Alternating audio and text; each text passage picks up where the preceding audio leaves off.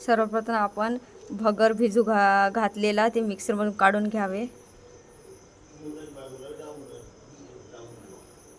त्याच्यानंतर त्याच्यात थोडा साबुदाणा टाकावे भिजू घातलेला, त्याचा बॅटर तयार करून घ्यावे।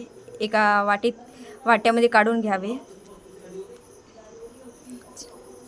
त्याच्यानंतर साबुदाणा आणि मिरचीचा बॅटर बनवावे, ते पण त्याच्यात काढून घ्यावे।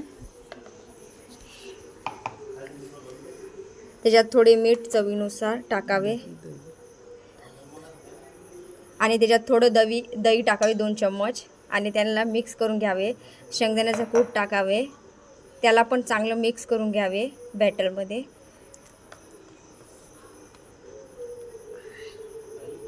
बॅटर आपलं रेडी आहे।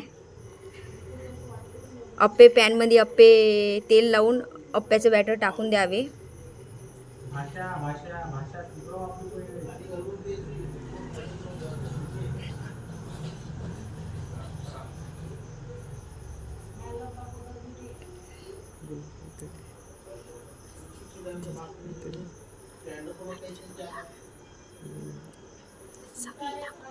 सर्व बॅटर आपण अप्पे पात्रात टाकून घ्यावे छान।